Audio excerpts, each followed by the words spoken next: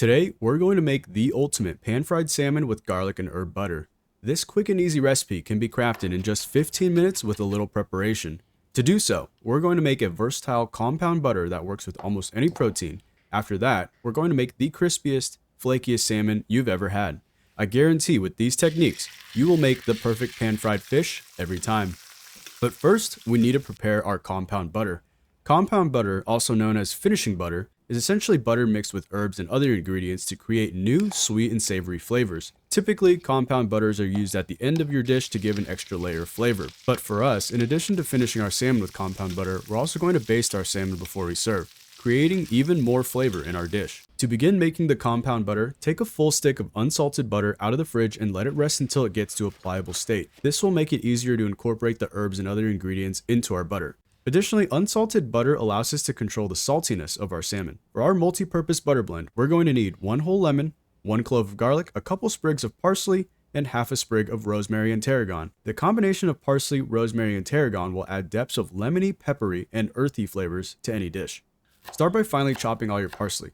And for any of the herb ingredients, the finer we cut them, the better flavor our butter will develop, so chop as much as you can. Once the parsley is finely chopped, toss them into a medium-sized bowl.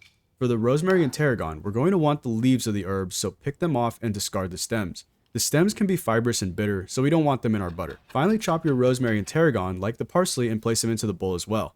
Then smash and mince your clove of garlic until fine, and then zest the whole lemon, adding them into the bowl once completed. And optionally, you can squeeze some lemon juice into the bowl instead of zesting the lemon.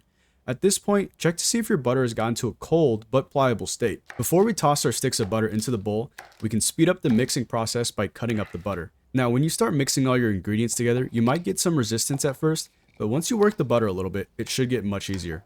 So after about 10 minutes or so, you'll end up with an herb butter that should look like this. To store herb butter, lay a large piece of plastic wrap flat on your counter and dump all your compound butter onto it. I prefer to roll the butter up into a cylinder shape, but you can shape your compound butter however you like. Now, you have a buttery flavor bomb that will last up to 2 weeks in the fridge and can be used in a pinch, saving loads of time.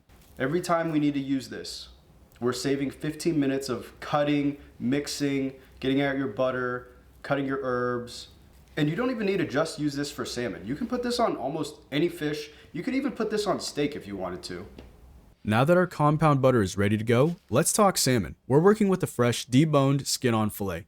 Now, even though your salmon may have been deboned before you buy it, there's always a chance for the sneaky pin bone to stick around, even after it's been processed. Luckily, the process to get rid of these bones is quick and easy. Gently run your hand from the wider end of the fish down to the thinner end.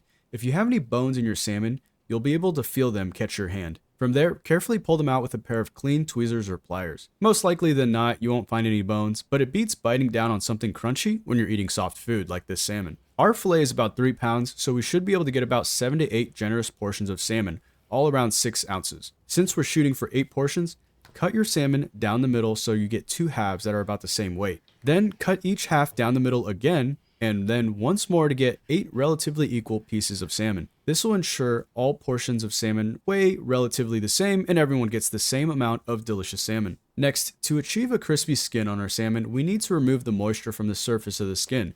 We can easily do this by using some paper towels. And once the skin is dry, we're going to lightly season all sides of our salmon with salt and pepper.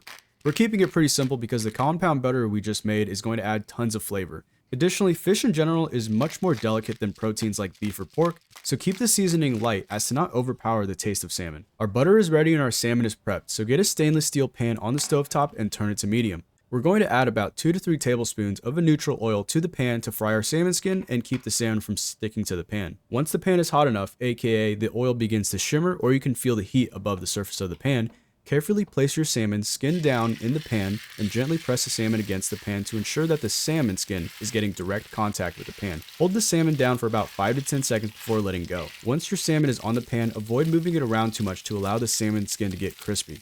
At this point, while our salmon cooks, we can take out our compound butter and slice off 2 discs of butter. One piece is for basting and the other will finish our salmon once it gets on the plate. Okay, back to our salmon. Once the sides of the salmon begin to cook, turn off the heat and allow your salmon to cook for another 30 seconds or so before tossing in one of our butter discs. The butter should quickly melt, but gently bubble. This will tell us if our pan is too hot or not.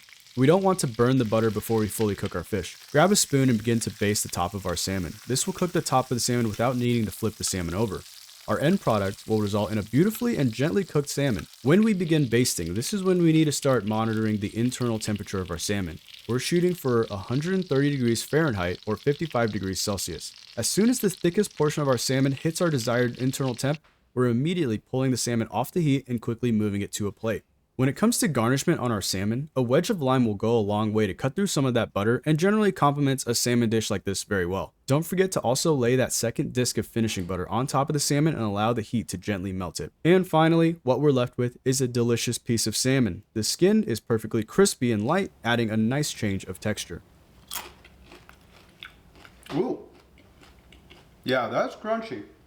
The salmon itself is juicy and melt in your mouth tender. We can't forget about that delicious garlic and herb butter that adds so much flavor to the dish. I hope you enjoyed the video, and if you did, please give the video a like, comment what you think of the recipe, or even subscribe to the channel.